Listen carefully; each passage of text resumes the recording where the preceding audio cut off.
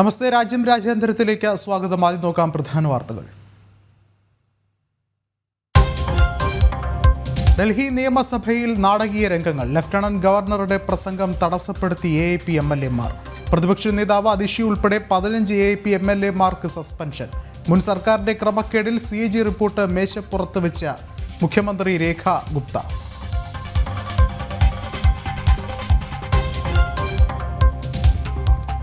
സിഖ് വിരുദ്ധ കലാപത്തിൽ കോൺഗ്രസ് നേതാവ് സജ്ജൻ കുമാറിന് ജീവപര്യന്തം തടവ്. ശിക്ഷ ഡൽഹിയിൽ അച്ഛനെയും മകനെയും കൊലപ്പെടുത്തിയ കേസിൽ.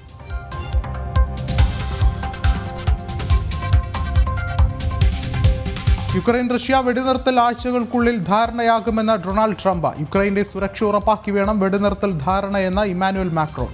സമാധാനം ഉറപ്പാക്കുന്നതിനുള്ള ബാധ്യത യൂറോപ്യൻ രാജ്യങ്ങളുടേതുകൂടിയാണെന്നും നേതാക്കൾ.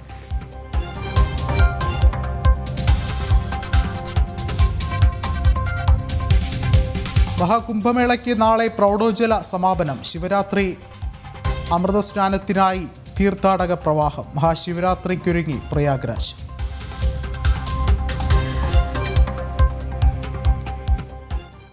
വിശദമായ വാർത്തകളിലേക്ക്. സിഖ് വിരുദ്ധ കലാപത്തിൽ കോൺഗ്രസ് നേതാവ് സജ്ജൻ കുമാറിന് ജീവപര്യന്തം തടവ് വിധിച്ച കോടതി. ഡൽഹി സാരസ്വതി വിഹാറിൽ സിഖ് വിഭാഗത്തിൽപ്പെടുന്ന അച്ഛനെയും മകനെയും കൊലപ്പെടുത്തിയെന്ന കേസിലാണ് റോസ് അവന്യൂ കോടതിയുടെ വിധി.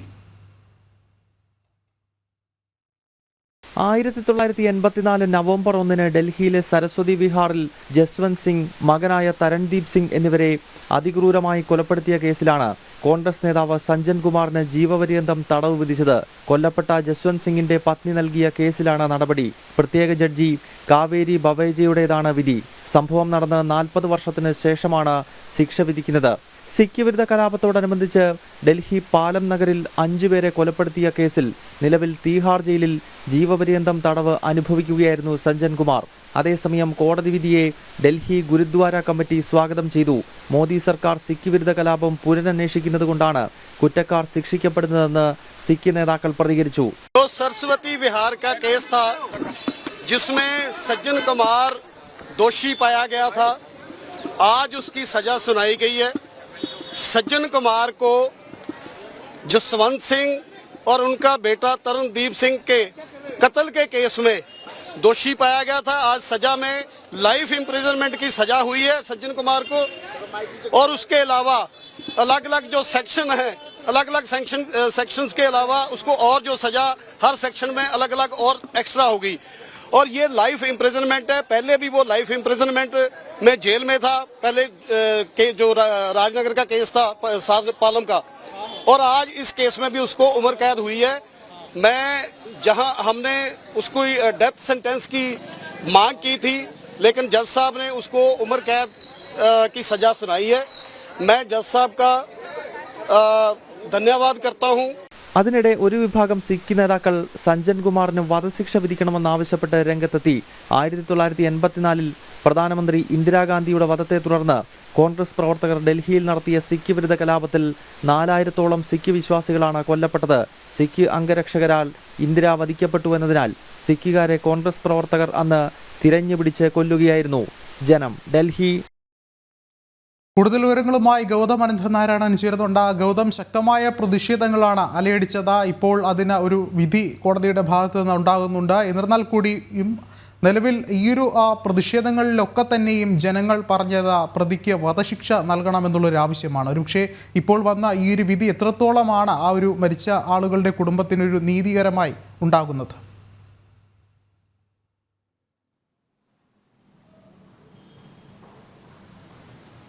വിഷ്ണു, സ്വതന്ത്രാനന്തര ഭാരതം കണ്ടിട്ടുള്ള ഏറ്റവും വലിയ കലാപങ്ങളിലൊന്നാണ് ഇന്ദിരാഗാന്ധിയുടെ വധത്തെ തുടർന്ന് 1984 ഒക്ടോബർ മാസം 31, നവംബർ 1, 2, 3 തീയതികളിൽ രാജ്യതലസ്ഥാനത്ത് നടന്നത്.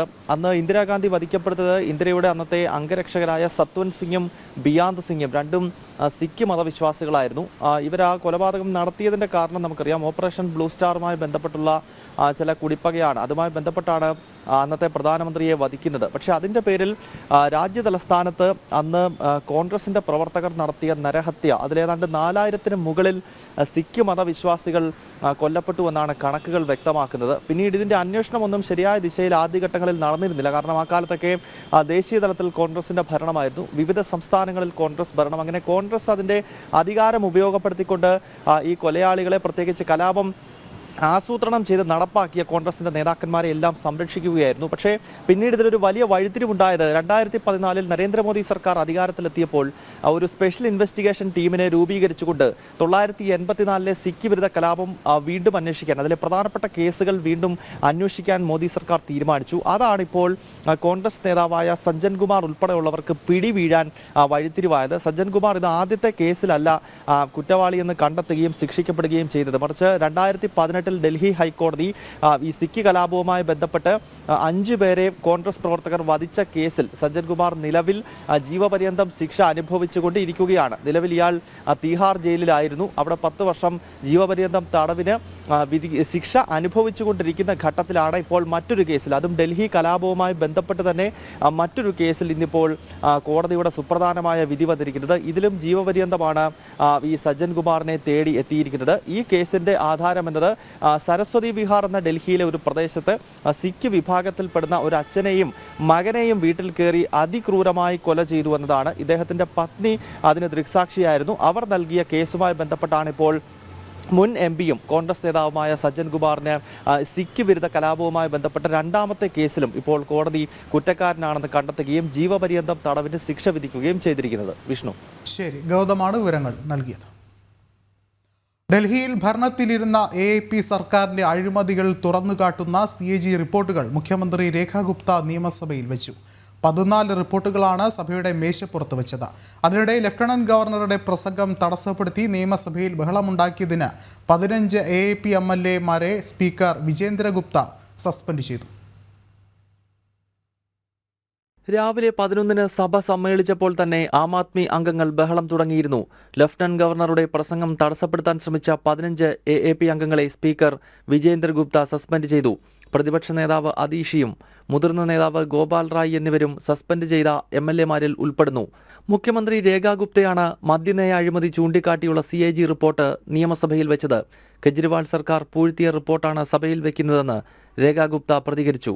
दिल्ली सरकार से संबंधित भारत के नियंत्रक एवं महालेखा परीक्षक का दिल्ली में शराब के विनियम और आपूर्ति पर निष्पादन लेखा परीक्षा प्रतिवेदन वर्ष 2024 का प्रतिवेदन संख्या नंबर 1 की प्रतियां सदन पटल पर प्रस्तुत करती हूं. 2017-ന് ശേഷം ആദ്യമായാണ് CAG റിപ്പോർട്ട് നിയമസഭയിൽ വെക്കുന്നതെന്ന് സ്പീക്കർ വിജേന്ദ്ര ഗുപ്തയും വ്യക്തമാക്കി. കെജ്രിവാൾ സർക്കാരിന്റെ കാലത്ത് നടന്ന കെടുകാര്യസ്ഥതയും അഴിമതിയും ചൂണ്ടിക്കാട്ടുന്ന 14 CAG റിപ്പോർട്ടുകൾ നിയമസഭയിൽ വയ്ക്കുമെന്ന് ആദ്യ മന്ത്രിസഭാ യോഗത്തിൽ തന്നെ BJP സർക്കാർ തീരുമാനിച്ചിരുന്നു. ജനം, ഡൽഹി. കോൺഗ്രസ് നേതൃത്വത്തിന്റെ ശാസനകൾക്ക് വഴങ്ങാതെ ശശി തരൂർ പാർട്ടിക്ക് തിരിച്ചടിയാകുന്ന പ്രസ്താവനകളിൽ നിന്നും വിട്ടുനിൽക്കണമെന്ന AICC നേതൃത്വത്തിന്റെ താക്കീതിന് പിന്നാലെ കേന്ദ്രമന്ത്രി പീയൂഷ് ഗോയലിനും ബ്രിട്ടീഷ് സർക്കാരിന്റെ പ്രതിനിധിക്കും ഒപ്പമുള്ള ചിത്രം സമൂഹ മാധ്യമമായ എക്സിൽ തരൂർ പങ്കുവച്ചത് വിവാദമായി. നേരത്തെ പ്രധാനമന്ത്രി നരേന്ദ്രമോദിയുടെ US സന്ദർശനത്തെ തരൂർ പ്രശംസിച്ചതും നേതൃത്വത്തിന്റെ എതിർപ്പിന് കാരണമായിരുന്നു. ലോക്സഭാ പ്രതിപക്ഷ നേതാവ് രാഹുലുമായുള്ള കൂടിക്കാഴ്ചയ്ക്ക് ശേഷം തരൂർ നാവടക്കിയെന്ന് കരുതിയ നേതൃത്വത്തിന് പിഴച്ചു. കേരളത്തിലെ ഇടതുപക്ഷ സർക്കാരിനെ പുകഴ്ത്തി കോൺഗ്രസിനെ കുരുക്കിലാക്കിയ ശശി തരൂർ MPയുടെ പുതിയ സോഷ്യൽ മീഡിയ പോസ്റ്റും വിവാദമായി. കേന്ദ്രമന്ത്രി പീയൂഷ് ഗോയലിനും ബ്രിട്ടീഷ് വ്യാപാര സെക്രട്ടറി ജോനാഥൻ റെയ്നോൾഡ്സുമായുള്ള സെൽഫി ചിത്രത്തിനൊപ്പം കേന്ദ്ര സർക്കാർ ബ്രിട്ടീഷ് സർക്കാരുമായി സ്വതന്ത്ര വ്യാപാര കരാർ സംബന്ധിച്ച ചർച്ചകൾ പുനരാരംഭിച്ചത് സ്വാഗതാർഹമാണെന്നും തരൂർ എക്സിൽ കുറിച്ചു. കേന്ദ്ര സർക്കാരിനെ പുകഴ്ത്തി ശശി തരൂർ വീണ്ടും രംഗത്തെത്തിയതാണ് പുതിയ ചർച്ചകൾക്കിടയാക്കിയത്. അതേസമയം വിവാദ പോഡ്കാസ്റ്റ് ലോക്സഭാ പ്രതിപക്ഷ നേതാവ് രാഹുലുമായുള്ള കൂടിക്കാഴ്ചയ്ക്ക് 10 ദിവസം മുമ്പ് നൽകിയതാണെന്നാണ് ശശി തരൂർ MPയുടെ വിശദീകരണം. രാഹുൽ ഗാന്ധിയുമായുള്ള കൂടിക്കാഴ്ചയ്ക്ക് ശേഷമാണ് ഇന്റർവ്യൂവിൽ എടുത്തത്. അല്ലല്ല, 10 ദിവസം മുമ്പ് എടുത്ത ഇന്റർവ്യൂ. തനിക്ക് മുമ്പിൽ മറ്റു വഴികളുണ്ടെന്ന തരൂരിന്റെ വാക്കുകൾ പല രീതിയിൽ വ്യാഖ്യാനിക്കപ്പെട്ട സാഹചര്യത്തിലാണ് കേന്ദ്രമന്ത്രിക്കൊപ്പമുള്ള തരൂരിന്റെ സെൽഫി പുതിയ വിവാദങ്ങൾക്ക് വഴിവെച്ചിരിക്കുന്നത്. അതേസമയം നാളെ തിരുവനന്തപുരത്ത് ആശാവർക്കർമാരുടെ സമരത്തിന് പിന്തുണ അറിയിക്കുമെന്ന് തരൂർ അറിയിച്ചിട്ടുണ്ട്. സെക്രട്ടേറിയറ്റിന് മുന്നിൽ തരൂർ സംസ്ഥാന സർക്കാരിനെ ഇകഴ്ത്തുമോ എന്നറിയാൻ കോൺഗ്രസ് നേതൃത്വം കാതുകൂർപ്പിച്ചിരിക്കുകയാണ്. ജനം, ഡൽഹി. വീണ്ടും വാർത്തകളിലേക്ക്. സനാതന ധർമ്മത്തിന്റെ വിരാട സംഗമം.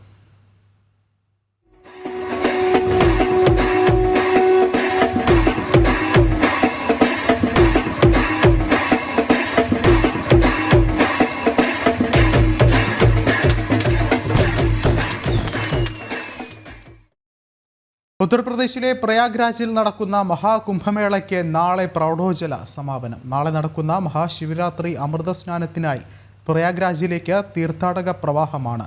ഇതുവരെ 64 കോടിയോളം ഭക്തർ മഹാകുംഭനഗരി സന്ദർശിച്ചതായാണ് ഔദ്യോഗിക കണക്ക്. അതേസമയം കോൺഗ്രസിന്റെ എതിർപ്പുകൾ അവഗണിച്ചുകൊണ്ട് ഹിമാചൽ പ്രദേശ് മുഖ്യമന്ത്രി സുഖ്വീന്ദർ സിംഗ് സുഖു കുടുംബസമേതമാണ് മഹാകുംഭമേളയിൽ പങ്കെടുത്തത്. 45 ദിവസം നീണ്ടു നിൽക്കുന്ന തീർത്ഥാടന കാലം നാളെ അവസാനിക്കുകയാണ്. മഹാശിവരാത്രി ദിനത്തിലെ അമൃതസ്നാനത്തിനായി എത്തുന്ന ഭക്തരുടെ എണ്ണം ക്രമാതീതമായി വർദ്ധിക്കുന്ന സാഹചര്യത്തിൽ കടുത്ത നിയന്ത്രണങ്ങൾക്കൊപ്പം ക്രമീകരണങ്ങളും വർദ്ധിപ്പിച്ചു. തിരക്ക് കണക്കിലെടുത്ത് അധികമായി പോലീസിനെയും വോളണ്ടിയർമാരെയും വിന്യസിച്ചു. NDRFിന്റെ നേതൃത്വത്തിൽ ത്രിവേണി തീർത്ഥത്തിൽ കൂടുതൽ ബോട്ടുകൾ എത്തിച്ച് പട്രോളിംഗ് തുടരുകയാണ്. മുഖ്യമന്ത്രി യോഗി ആദിത്യനാഥ് പ്രയാഗ്രാജിലെ സ്ഥിതിഗതികൾ തത്സമയം വീക്ഷിക്കുന്നു. പ്രയാഗ്രാജിലും പരിസര പ്രദേശങ്ങളിലും വാഹന നിയന്ത്രണം കർശനമാക്കി. മഹാകുംഭമേള അവസാനിക്കാൻ മണിക്കൂറുകൾ മാത്രം ശേഷിക്കെ VVIPകൾ ധാരാളമായി പ്രയാഗ്രാജിലേക്ക് എത്തുകയാണ്. ഹിമാചൽ പ്രദേശ് മുഖ്യമന്ത്രി സുഖ്വീന്ദർ സിംഗ് സുഖു കുടുംബസമേതം മഹാകുംഭമേളയിൽ പങ്കെടുത്തു. ഭാരതത്തിന്റെ സംസ്കാരവും ഹിന്ദുത്വവും ലോകമെമ്പാടും പ്രസിദ്ധമാണെന്ന് സുഖ്വീന്ദർ സിംഗ് സുഖു വ്യക്തമാക്കി. महाकुंभ हमारी संस्कृति का परिचायक है और एक आस्था का केंद्र है हमारी संस्कृति का, तो इसमें स्नान करने का हम सबको परिवार समेत मौका मिला है. हम सब खुशी अनुभव करते हैं. सब महाकुंभ विश्व विख्यात हो रहा है, देश विदेश में भी चर्चा हो रही है. हमारे हिंदुस्तान की संस्कृति और हिंदुत्व विश्व विख्यात पहले से ही है, आज से नहीं है. इतिहास के पन्ने पलट कर देखोगे, अतीत में देखोगे तो ये जो हमारी संस्कृति और संस्कार है ये पहले से ही विश्व प्रख्यात है. മഹാകുംഭമേളയെ അപഹസിച്ച് കോൺഗ്രസ് പാർട്ടി നേതൃത്വം പലതവണ പ്രസ്താവനകൾ നടത്തിയിരുന്നു. നേതാക്കളാരും മഹാകുംഭമേളയിൽ പങ്കെടുക്കരുതെന്ന അപ്രഖ്യാപിത വിലക്ക് മറികടന്നാണ് ഹിമാചൽ പ്രദേശ് മുഖ്യമന്ത്രിയും കുടുംബവും മഹാകുംഭമേളയിൽ പങ്കെടുത്തത്. നേരത്തെ കർണാടക ഉപമുഖ്യമന്ത്രി DK ശിവകുമാറും കുടുംബവും മഹാകുംഭമേളയിൽ പങ്കെടുത്തത് പാർട്ടിക്കുള്ളിൽ വിവാദമായിരുന്നു. ജനം, ഡൽഹി. യുക്രൈൻ റഷ്യ വെടിനിർത്തൽ ധാരണ ആഴ്ചകൾക്കുള്ളിൽ യാഥാർത്ഥ്യമാകുമെന്ന് ഡൊണാൾഡ് ട്രംപ്. യുക്രൈന്റെ സുരക്ഷ ഉറപ്പാക്കി വേണം വെടിനിർത്തൽ ധാരണയെന്ന് അമേരിക്കൻ പ്രസിഡന്റുമായുള്ള കൂടിക്കാഴ്ചയിൽ ഇമാനുവൽ മാക്രോണും വ്യക്തമാക്കി. യുക്രൈനിൽ സമാധാനം ഉറപ്പാക്കാനുള്ള ബാധ്യത യൂറോപ്യൻ രാജ്യങ്ങളുടേതു കൂടിയാണെന്നും ഇരു നേതാക്കളും അംഗീകരിച്ചു. യുക്രൈൻ യുദ്ധത്തിന്റെ 3ാം വാർഷികമായ ഇന്നലെ ഇമാനുവൽ മാക്രോണും ഡൊണാൾഡ് ട്രംപും വൈറ്റ് ഹൗസിൽ ചർച്ചകൾ നടത്തിയിരുന്നു. ആഴ്ചകൾക്കുള്ളിൽ യുക്രൈൻ റഷ്യ വെടിനിർത്തൽ ധാരണ യാഥാർത്ഥ്യമാകുമെന്ന് ഇമാനുവൽ മാക്രോണുമായുള്ള കൂടിക്കാഴ്ചയ്ക്ക് ശേഷം ട്രംപ് പറഞ്ഞു. മാത്രമല്ല യുക്രൈനിൽ സമാധാനം ഉറപ്പാക്കേണ്ടത് യൂറോപ്യൻ രാജ്യങ്ങളുടെ കൂടി ബാധ്യതയാണെന്നും അമേരിക്കൻ പ്രസിഡന്റ് പറഞ്ഞു. I'm also pleased that President Macron agrees that the cost and burden of securing the peace must be borne by the nations of Europe, not alone by the United States. And Europe must take that central role in assuring long-term security of Ukraine, which they want to do. And that's not a very big step. A big step is what's going to happen over the next. യുക്രൈന്റെ സുരക്ഷയും ഫ്രാൻസിന്റെ പരമാധികാരവും നിലനിർത്തിയായിരിക്കണം ധാരണ. ഫ്രാൻസിന്റെ ഈ നിലപാട് കൂടിക്കാഴ്ചയ്ക്ക് ശേഷമുള്ള സംയുക്ത പ്രസ്താവനയിലും Macron ആവർത്തിച്ചു. We also have a shared desire to build peace. We will have this responsibility. This is 10 years after the war started in Crimea, and then we saw the events in the Donbas region and along the northern part of the country. We want to save lives. We want to bring prisoners back and bring back families and children, because there's also humanitarian tragedy affecting the Ukrainian people. We had lengthy discussions with the president, and we spoke about our desire. European രാജ്യങ്ങളുടെ നേതാക്കളും Justin ട്രൂഡോയും ഇന്നലെ കീവിൽ എത്തി യുക്രൈന് പിന്തുണ പ്രഖ്യാപിച്ചിരുന്നു. അടുത്തയാഴ്ച British പ്രധാനമന്ത്രി care Starmer Donald ട്രംപുമായി ചർച്ചകൾ നടത്തുന്നുണ്ട്. ബ്രിട്ടീഷ് പ്രധാനമന്ത്രിയുടെ കൂടിക്കാഴ്ചയിലും യുക്രൈൻ വിഷയം ചർച്ചയാകും. ഇന്റർനാഷണൽ ഡെസ്ക്, ജനം. കൂടുതൽ വിവരങ്ങളുമായി ഐസൺ ജോസ് കൂടി ചേർന്നുണ്ട് ഇന്റർനാഷണൽ ഡെസ്കിൽ നിന്നും. ഐസൺ, ഒരുപക്ഷെ ഈ നിർണായകമായ കൂടിക്കാഴ്ചയിൽ ഒരു നിർണായകമായ ഒരു തീരുമാനം ഉണ്ടാകുന്നു. എന്നാൽ ആ ഒരു തീരുമാനം, അല്ലെങ്കിൽ ഈ പറയുന്നത് പോലെ യുക്രൈൻ റഷ്യ ഈ ഒരു യുദ്ധത്തിന്, അല്ലെങ്കിൽ ഈ യുദ്ധം നീണ്ടുപോകുന്നതിന് എന്ന് അറുതി വരും എന്നുള്ളൊരു ചോദ്യത്തിന് ഒരു ഉത്തരം കാണുകയാണ് ഈ ഒരു കൂടിക്കാഴ്ചയിലൂടെ ഉണ്ടായത്. ഈ പറഞ്ഞതുപോലെ വെടിനിർത്തൽ പ്രഖ്യാപനം പോലുള്ള നിർണായക ഒരു തീരുമാനം, അത് അതിൻ്റെ പൂർണ്ണമായൊരു തീരുമാനത്തിലേക്ക് എത്താൻ അതിൻ്റെ പ്രതിസന്ധികൾ കൂടി മറുവശത്ത് നിലനിൽക്കുകയാണ്. അങ്ങനെയെങ്കിൽ ഈ തീരുമാനം അതിൻ്റെ ഒരു യാഥാർത്ഥ്യ തലത്തിലേക്ക് എന്ന് എത്തും എന്നുള്ളതാണ് മറ്റൊരു ചോദ്യം. വിഷ്ണു, തീർച്ചയായും 2 ആഴ്ചയ്ക്കകം എന്നാണ് പ്രാഥമികമായും അന്താരാഷ്ട്ര നിരീക്ഷകരെല്ലാം തന്നെ അനുമാനിക്കുന്നത്. എങ്കിൽ കൂടി ആഴ്ചകൾ എന്ന വാക്കാണ് കൃത്യമായും 2 നേതാക്കളും ഉപയോഗിച്ചത്. അതുകൊണ്ട് തന്നെ 2 ആഴ്ചയ്ക്കകം ഈ കാര്യത്തിൽ ഒരു തീരുമാനം, അല്ലെങ്കിൽ 2-3 ആഴ്ചയ്ക്കകം ഈ കാര്യത്തിൽ ഒരു തീരുമാനം ഉണ്ടാകുമെന്ന് തന്നെയാണ് മനസ്സിലാക്കാൻ സാധിക്കുന്നത്. വെടിനിർത്തൽ യാഥാർത്ഥ്യമാകുമെന്ന സൂചനകൾ തന്നെയാണ് വരുന്നത്. അങ്ങനെ വെടിനിർത്തൽ യാഥാർത്ഥ്യമാകുന്നത് ആ ഒരു സാഹചര്യം ഉണ്ടാകുമ്പോൾ, വെടിനിർത്തൽ യാഥാർത്ഥ്യമാകുന്നതോടുകൂടി ഈ തുടർന്നുള്ള മറ്റു പരിപാടികളിലേക്ക് കടക്കാമെന്നാണ് ട്രംപും ആലോചിക്കുന്നത്, അല്ലെങ്കിൽ ട്രംപും ഫ്രാൻസും ആലോചിക്കുന്നത്. ഇതിൽ ഏറ്റവും പ്രധാനമായ പ്രശ്നം, ഈ വെടിനിർത്തൽ നടപ്പാക്കിയതിനു ശേഷം ഗാസയെ സംബന്ധിച്ചിടത്തോളം യുക്രൈനെ സംബന്ധിച്ചിടത്തോളം വിഷയങ്ങളിൽ, അതായത് യുക്രൈനെ തുടർന്നും റഷ്യയുടെ ഭാഗത്തു നിന്ന് ആക്രമണം ഉണ്ടാകാതിരിക്കണം എന്ന ഒരു ആവശ്യമുണ്ട്. എങ്കിൽ അത് നടപ്പാക്കണമെങ്കിൽ അത് ഏത് രീതിയിൽ നടപ്പാക്കണം, അതുപോലെ തന്നെ അവിടെ സമാധാനം പുനഃസ്ഥാപിക്കാനുള്ള നീക്കങ്ങളുടെ ഉത്തരവാദിത്വം അമേരിക്കയ്ക്ക് മാത്രമല്ല യൂറോപ്യൻ യൂണിയനും അല്ലെങ്കിൽ യൂറോപ്യൻ രാജ്യങ്ങൾക്കും ഉണ്ട് എന്നൊരു നിലപാടാണ് ട്രംപിന്റെ ഭാഗത്തു നിന്നും ഉണ്ടായിരിക്കുന്നത്. ആ ഒരു നിലപാടിന്റെ ഒരു യാഥാർത്ഥ്യവൽക്കരണമായിരിക്കും ചർച്ചകളിൽ ഉണ്ടാവുക എന്നാണ്, അല്ലെങ്കിൽ തുടർന്നുണ്ടാവുക എന്നാണ് മനസ്സിലാക്കാൻ സാധിക്കുന്നത്. ഒരു പരിധിവരെ വലിയ ബാധ്യതകൾ ഏറ്റെടുക്കാതെ, എന്നാൽ ആ പ്രശ്നം പരിഹരിച്ചതിന് ശേഷം ഒരു പീസ് കീപ്പിംഗ് ഫോഴ്സിന്റെ കോസ്റ്റ് ഒന്നും അമേരിക്ക മാത്രം ചുമക്കാത്ത ഒരു സാഹചര്യം ഉണ്ടാക്കുക എന്നതാണ് ട്രംപ് ലക്ഷ്യം വെക്കുന്നത്. അതേപോലെ തന്നെ ഫ്രാൻസും ലക്ഷ്യം വെക്കുന്നത് സുദീർഘമായ ഒരു കരാറുണ്ടാക്കി ആ കരാറിന്റെ അടിസ്ഥാനത്തിൽ ഇരു രാജ്യങ്ങളും തമ്മിലുള്ള സംഘർഷം ഒഴിവാക്കുകയും സുരക്ഷിതത്വം യുക്രൈന് ഉറപ്പാക്കുകയും ചെയ്യുക എന്നതാണ്. ഈ കാര്യത്തിലാണ് യൂറോപ്യൻ യൂണിയനും അതുപോലെ തന്നെ അമേരിക്കയും തമ്മിൽ ചില അഭിപ്രായ വ്യത്യാസങ്ങൾ ഉണ്ടായത്. ഇപ്പോൾ ഇന്നലെ നടന്ന കൂടിക്കാഴ്ചയ്ക്ക് ശേഷം ഈ അഭിപ്രായ വ്യത്യാസങ്ങൾ പരിഹരിച്ചു എന്ന് തന്നെ മനസ്സിലാക്കാവുന്ന ഒരു സാഹചര്യമാണ് ഇപ്പോൾ നിലനിൽക്കുന്നത്. വിഷ്ണു. ശരി, ഐസൺ ജോസാണ് വിവരങ്ങൾ നൽകിയത്.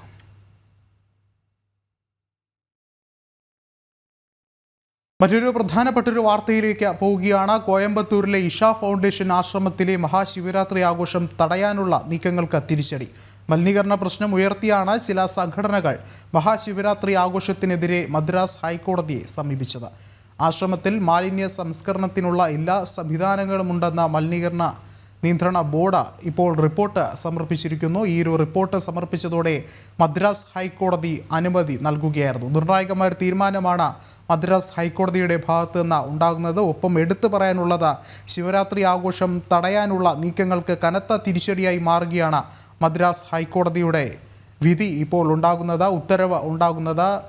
മലിനീകരണ നിയന്ത്രണ ബോർഡാണ് റിപ്പോർട്ട് സമർപ്പിച്ചത്. നിലവിൽ ആശ്രമത്തിൽ മാലിന്യ സംസ്കരണത്തിനുള്ള എല്ലാ സംവിധാനങ്ങളും ഉണ്ടെന്നാണ് മലിനീകരണ നിയന്ത്രണ ബോർഡ് റിപ്പോർട്ട് സമർപ്പിച്ചിട്ടുള്ളത്. എന്തുതന്നെയായാലും ശിവരാത്രി ആഘോഷങ്ങൾക്ക് എതിരായിട്ടുള്ള, അല്ലെങ്കിൽ ആഘോഷങ്ങൾക്കെതിരായ നീക്കങ്ങൾക്ക് ഇതൊരു കനത്ത തിരിച്ചടിയായി മാറുകയാണ്. എന്തുതന്നെയായാലും ഇഷ ഫൗണ്ടേഷൻ ആശ്രമത്തിലെ മഹാശിവരാത്രി ആഘോഷങ്ങൾ തുടരും എന്നുള്ളൊരു നിർണായകമായൊരു തീരുമാനത്തിലേക്കാണ് കടക്കുന്നത്.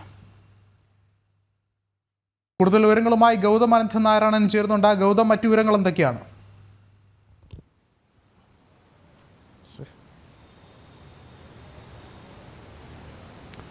വിഷ്ണു, ഇഷ ഫൗണ്ടേഷനിൽ നടക്കുന്ന ശിവരാത്രി ആഘോഷത്തെ തടസ്സപ്പെടുത്തുവാനുള്ളൊരു നീക്കമാണ് ഇവിടെ പൂർണ്ണമായിട്ട് തന്നെ പരാജയപ്പെട്ടിരിക്കുന്നത്. സദ്ഗുരുവിൻ്റെ നേതൃത്വത്തിൽ നമുക്കറിയാം നടക്കുന്ന ശിവരാത്രി ആഘോഷം ഭാരതത്തിൽ നിന്നും മാത്രമല്ല വിദേശ രാജ്യങ്ങളിൽ നിന്ന് വരെ ഓരോ ശിവരാത്രി നാളും സദ്ഗുരുവിനൊപ്പം ചെലവഴിക്കാനും അദ്ദേഹത്തിൻ്റെ ആത്മീയമായ ആ ഒരു അന്തരീക്ഷത്തിൻ്റെ ഭാഗമാകാനും ഒരുപാട് ആളുകൾ ഇഷ ഫൗണ്ടേഷനിലേക്ക്, കോയമ്പത്തൂരിലെ ആശ്രമത്തിലേക്ക് എത്താറുണ്ട്. ഈ ആഘോഷ പരിപാടി നിർത്തലാക്കണമെന്ന് ആവശ്യപ്പെട്ടുകൊണ്ട് ഈ ചെന്നൈ ഹൈക്കോടതിയിൽ, മദ്രാസ് ഹൈക്കോടതിയിൽ നൽകിയ ഒരു ഹർജിയാണ് ഇപ്പോൾ കോടതി പൂർണ്ണമായി തന്നെ തള്ളിയിരിക്കുന്നത്. ഈ ഹർജിക്കാരൻ ചൂണ്ടിക്കാണിച്ച 2 കാരണങ്ങളാണ്. അതായത് ഒന്ന്, മലിനീകരണം തടയുന്നതിന് വേണ്ടി കാര്യമായ ഒന്നും ഈ ആശ്രമം ചെയ്തിട്ടില്ല. അതായത് ശിവരാത്രി നാളുകളിൽ ലക്ഷക്കണക്കിന് ആളുകൾ അവിടേക്ക് എത്തുകയും അത് വലിയ തോതിലുള്ള മലിനീകരണ പ്രശ്നങ്ങൾ രൂപപ്പെടുത്തുകയും ചെയ്യുന്നു. മാലിന്യം തള്ളുന്നതിനോ അല്ലെങ്കിൽ മാലിന്യം പൂർണ്ണമായി സംസ്കരിക്കുന്നതിനോ ആശ്രമത്തിൽ നടപടികളില്ല, അല്ലെങ്കിൽ അതിനു വേണ്ട സജ്ജീകരണങ്ങളില്ല. അതുപോലെ തന്നെ ശബ്ദമലിനീകരണം ഈ ശിവരാത്രിയുമായി ബന്ധപ്പെട്ട് നടക്കുന്ന 2 ദിവസത്തെ ആഘോഷം കോയമ്പത്തൂർ നഗരത്തിനെ ശബ്ദമലിനീകരണത്തിലേക്ക് തള്ളിവിടുന്നു തുടങ്ങിയ വാദഗതികൾ മുന്നോട്ട് വെച്ച് ഈ ശിവരാത്രി ആഘോഷം കോടതിയെ ഉപയോഗിച്ച് തടസ്സപ്പെടുത്തുക എന്നൊരു നീക്കമായിരുന്നു ഈ ഹർജിക്കാരൻ്റേത്. എന്നാൽ കോടതി കൈക്കൊണ്ട തീരുമാനം വളരെ ശ്രദ്ധേയമായി. ആദ്യം തന്നെ തമിഴ്നാട് മലിനീകരണ ബോർഡിനോട് ഇതേ സംബന്ധിച്ച് ഒരു റിപ്പോർട്ടാണ് കോടതി തേടിയത്. അങ്ങനെ മദ്രാസ് ഹൈക്കോടതിയുടെ നിർദ്ദേശപ്രകാരം തമിഴ്നാട് മലിനീകരണ ബോർഡ് ഇതുമായി ബന്ധപ്പെട്ടുള്ളൊരു സമഗ്ര റിപ്പോർട്ട് കോടതിക്ക് സമർപ്പിച്ചു. ആ റിപ്പോർട്ടിനകത്ത് ഒരു രീതിയിലുമുള്ള മാലിന്യ പ്രശ്നം ഈ കോയമ്പത്തൂരിലെ സദ്ഗുരുവിൻ്റെ ആശ്രമം സൃഷ്ടിക്കുന്നില്ല, വളരെ ശാന്തമായി നടക്കുന്ന ശിവരാത്രി ആഘോഷമാണ് അവിടുത്തേത് എന്ന തലത്തിലുള്ള ഒരു റിപ്പോർട്ടാണ് ഈ ഗവൺമെൻറ് തലത്തിൽ തന്നെ ലഭിച്ചത്. ഇതോടുകൂടി ഈ ഹർജി പൂർണ്ണമായി തന്നെ കോടതി തള്ളുകയായിരുന്നു. അതിനാൽ ഇത്തവണയും വളരെ പ്രൗഢഗംഭീരമായി വളരെ ആത്മീയമായ അന്തരീക്ഷത്തിൽ ഈ ശിവരാത്രി ആഘോഷം ഇഷ ഫൗണ്ടേഷനിൽ നടക്കുമെന്ന കാര്യത്തിൽ സംശയമില്ല. എന്തായാലും ഈ ഹർജി പൂർണ്ണമായി മദ്രാസ് ഹൈക്കോടതി തള്ളിയിരിക്കുകയാണ്. വിഷ്ണു. ശരി, ഗൗതമാണ് വിശദമായ റിപ്പോർട്ടുകൾ നൽകിയത്. പാലക്കാട് എലപ്പുള്ളിയിലെ മദ്യനിർമ്മാണ കമ്പനിക്കെതിരെ BJP പാലക്കാട് ഈസ്റ്റ് ജില്ലാ അധ്യക്ഷൻ പ്രശാന്ത് ശിവൻ നയിക്കുന്ന സമരപ്രചാരണ യാത്രയ്ക്ക് സമാപനമായിരിക്കുന്നു. എലപ്പുള്ളി പാറയിൽ സമാപന സമ്മേളനം ഉദ്ഘാടനം ചെയ്ത് മുൻ കേന്ദ്രമന്ത്രി വി മുരളീധരൻ സംസാരിക്കുകയാണ്. തത്സമയത്തിലേക്ക് സമ്പൂർണ്ണമായിട്ട് അംഗീകരിക്കുന്ന സർക്കാരാണ്. അതുകൊണ്ടാണ് പ്രധാനമന്ത്രി പറഞ്ഞത് കോവിഡിന്റെ കാലത്ത് ഈ രാജ്യത്തെ ആരോഗ്യ പ്രവർത്തകർ നടത്തുന്ന സ്തുത്യർഹമായിട്ടുള്ള സേവനം, ആ സേവനത്തിന്റെ ഫലമായിട്ടാണ് നമുക്ക് കോവിഡിനെ പ്രതിരോധിക്കാൻ സാധിച്ചത്. ഈ രാജ്യത്തെ ജനങ്ങൾ കോവിഡ് കാരണം മരിക്കുന്നില്ലെങ്കിൽ, ഈ രാജ്യത്തെ ജനങ്ങൾ പട്ടിണി കൊണ്ട് മരിക്കുന്നില്ലെങ്കിൽ അതിന്റെ കാരണം സർക്കാരിന്റെ നയങ്ങളോടൊപ്പം ഈ രാജ്യത്തെ ജനങ്ങളുടെ ഇടയിൽ ഇറങ്ങിച്ചെന്ന് അവരുടെ ജീവൻ പോലും പണയപ്പെടുത്തിക്കൊണ്ട് പ്രവർത്തിക്കുന്ന ആശാ വർക്കർമാർ നടത്തുന്ന അവരുടെ സേവനത്തിന്റെ ഫലമായിട്ടാണ്. അതുകൊണ്ടാണ് ഒന്നാം നരേന്ദ്രമോദി സർക്കാർ ആശാ വർക്കർമാർക്ക് അതുവരെ കോൺഗ്രസിന്റെ സർക്കാരിന്റെ കാലത്ത് നൽകിയിരുന്ന ഇൻസെന്റീവ് നേരെ ഇരട്ടിയാക്കി. 1000 രൂപ നൽകിയിരുന്ന സ്ഥാനത്ത് നരേന്ദ്രമോദി സർക്കാർ അത് 2000 രൂപയാക്കി. മാത്രമല്ല, രണ്ടാം നരേന്ദ്രമോദി സർക്കാരിന്റെ കാലത്ത് ആശാ വർക്കർമാർക്ക് മുഴുവൻ 5 ലക്ഷം രൂപയുടെ ഇൻഷുറൻസ് പരിരക്ഷ ആയുഷ്മാൻ ഭാരതിന്റെ ഭാഗമാക്കാനുള്ള തീരുമാനം, ആ തീരുമാനമെടുത്തത് നരേന്ദ്രമോദി സർക്കാരാണ്. കേരള ഗവൺമെന്റ് എന്താ ചെയ്യേണ്ടിയിരുന്നത്? എല്ലാ സംസ്ഥാനങ്ങളിലെയും കേരള ഗവൺമെന്റ് ഇപ്പൊ പറയുന്നത് എന്താ? കേരള ഗവൺമെന്റ് പറയുന്നത് കേന്ദ്രം തന്നില്ല, അതുകൊണ്ട് നിങ്ങൾക്ക് തരേണ്ടത് നിങ്ങൾക്ക് തരാൻ പറ്റുന്നില്ല, നിങ്ങളുടെ കൂടെ സമരം ചെയ്യാൻ ഞങ്ങളും കൂടി വരാം. MP രാജേഷ് ആണെങ്കിലും ബാലഗോപാലാണെങ്കിലും പിണറായി വിജയനാണെങ്കിലും നിങ്ങളെ ജനങ്ങൾ തെരഞ്ഞെടുത്തിരിക്കുന്നത് ഈ നാട്ടിലെ ജനങ്ങൾക്ക് വേണ്ടത് നൽകാൻ വേണ്ടിയാണ്, അല്ലാതെ ഡൽഹി പോയി സമരം ചെയ്യാനല്ല. ഡൽഹിയിൽ നരേന്ദ്രമോദി നിങ്ങൾ സമരം ചെയ്യാതെ തന്നെ 3 ലക്ഷം കോടിയുടെ പദ്ധതികൾ പ്രഖ്യാപിച്ചു. നിങ്ങൾ സമരം ചെയ്യാതെ തന്നെ. വി മുരളീധരനാണ് സംസാരിക്കുന്നത്. തത്സമയമാണ് പ്രേക്ഷകർ കണ്ടത്. ബുള്ളറ്റിൻ പൂർണ്ണമാവുകയാണ്. ഇടവേളയ്ക്ക് ശേഷം ജനം ഡിബേറ്റ് കാണാം. നമസ്തേ.